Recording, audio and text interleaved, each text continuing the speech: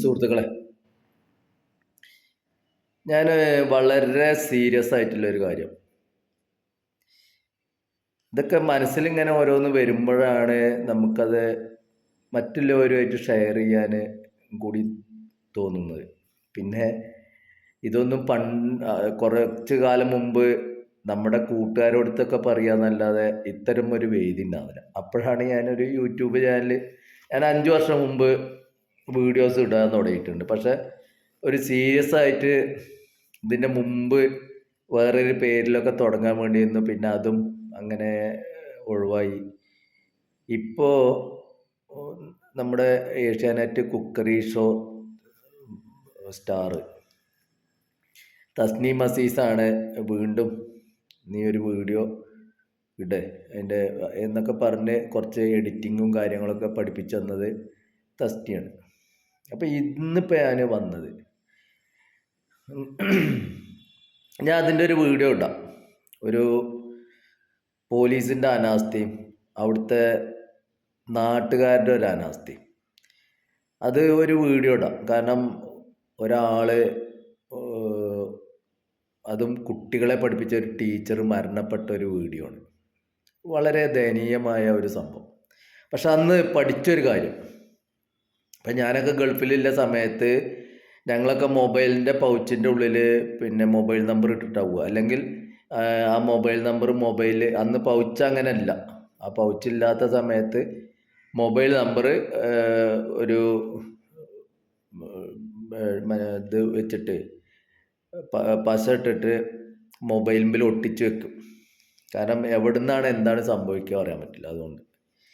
അപ്പോൾ ഇന്നിപ്പോൾ അത്തരം ഒരു വീഡിയോ, അതായത് ഇത് കണ്ടില്ലേ, പൗച്ചിൻ്റെ ഉള്ളിൽ എൻ്റെ മകൻ്റെ മൊബൈൽ നമ്പറാണ്, മകൻ്റെ മൊബൈൽ നമ്പറാണ് ഞാൻ വെച്ചിട്ടുള്ളത്.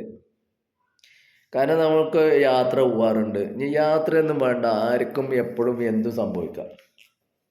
അപ്പോൾ അതാണ് ഞാൻ പറയാൻ കാരണം, ഞങ്ങളെ പിന്നെ കോയമ്പത്തൂർക്ക് പോകുമ്പോൾ, ഞാനും കുട്ടൻ എന്ന് പറഞ്ഞ ആളും കൂടി കോയമ്പത്തൂർ പോകുമ്പോൾ, ഇന്നലെ പരിയാനംപറ്റ പൂരം നടന്ന അതേ ദിവസം 6-7 കൊല്ലം മുമ്പ് അവിടെ ഒരു 2 ആൺകുട്ടികളും ഒരു സ്ത്രീയും അപകടത്തിൽപ്പെട്ട് ആ സ്ത്രീ മരണപ്പെട്ടു.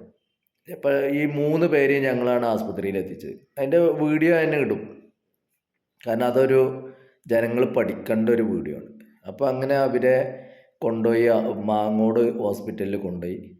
പക്ഷെ ആരെയും ഞങ്ങൾക്ക് വിളിക്കാൻ പറ്റിയില്ല, ഒരാളെ പോലും വിളിക്കാൻ പറ്റിയില്ല. ഈ 3 പേരെയും ഞങ്ങളാണ് കൊണ്ടുപോയത്. പക്ഷെ ഞങ്ങൾക്കൊരാളെ വിളിക്കാനോ സഹായം അഭ്യർത്ഥിക്കാനോ ഒന്നും പറ്റിയില്ല. അപ്പോഴാണ് മനസ്സിലായത്, ഈ മൊബൈൽ നമ്പർ എപ്പോഴും നമ്മളെ പൗച്ചിൻ്റെ ഉള്ളിലോ അല്ലെങ്കിൽ പോക്കറ്റിലോ ഇടണം, എവിടെ നിന്നും എന്തു സംഭവിക്കാം. അപ്പോൾ അത് പറയാൻ വേണ്ടിയിട്ടാണ് ഞാൻ ഈ ഒരു വീഡിയോ ഇട്ടത്. ആ ഒരു വീഡിയോ ഞാൻ പിന്നെ അടുത്ത ദിവസം തന്നെ ഇടും. കാരണം അതൊരു ജനങ്ങൾ കണ്ട് പഠിക്കേണ്ട കാര്യമാണ്. അതുകൊണ്ട് അല്ലാതെ അത് വിറ്റ് കാശാക്കുക എന്ന് വിചാരിക്കരുത്.